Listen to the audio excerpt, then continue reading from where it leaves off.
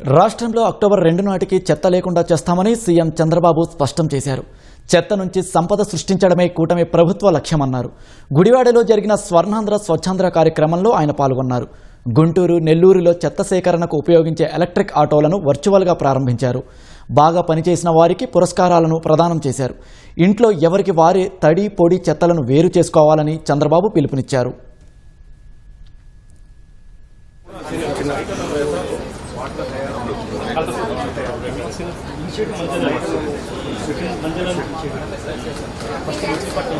ఇంటింటి దగ్గర చెత్త సేకరణకి రీసైక్లింగ్ కోసం వ్యవస్థని బలోపేతం చేస్తున్నాం. పట్టణాల్లో ఎలక్ట్రికల్ వెహికల్స్ పెడుతున్నాం. 126 ఎలక్ట్రికల్ ఆటోల్ని ఈ రోజు ప్రారంభించుకున్నాం.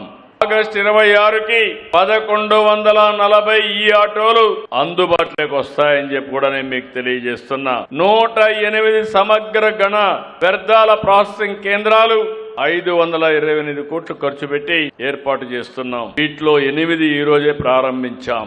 అక్టోబర్ నాటికి అన్ని కూడా పూర్తవుతాయి. 6 బయో గ్యాస్ ప్లాంట్లు పెట్టాం. రాష్ట్రంలో 1.5 సంవత్సరంలో 8 వేస్ట్ టు ఎనర్జీ ప్లాంట్స్ పనిచేస్తాయి. ప్రజా రథం అనే ఒక కార్యక్రమం పెట్టి దాని ద్వారా ఏ గ్రామంలో చెత్త ఇచ్చినా మీకు అవసరమైన నిత్యావసర వస్తువులు అందుబాటులో పెట్టాం. ఇప్పటికి 16 కోట్ల రూపాయలు తిరిగి ప్రజలకు చెత్త తీసుకుని నిత్యావసర వస్తువులు ఇచ్చే పరిస్థితికి వచ్చాం. వేస్ట్ నుంచి సంపద సృష్టించడం ఎన్డీఏ కూటమి ఆశయం అని చెప్పి కూడా నేను మీకు తెలియజేస్తున్నా. పోయిన ప్రభుత్వం చెత్తంతా కూడా గుట్టలుగా పేర్చేశారు. పొల్యూషన్ వచ్చి ఆ ఏరియా అంతా కూడా అనారోగ్యం పాలయ్యే పరిస్థితి వస్తుంది. ఇప్పటికీ 140 లక్షల మెట్రిక్ టన్నులు లెగసీ వేస్ట్ ని తీసేసిన ఘనత ఈ ఎన్డీఏ ప్రభుత్వానికే దక్కింది. అక్టోబర్ 2కి ఎక్కడ చెత్తనే మాట లేకుండా చేస్తాం. దాంట్లో రాజీనే లేదు.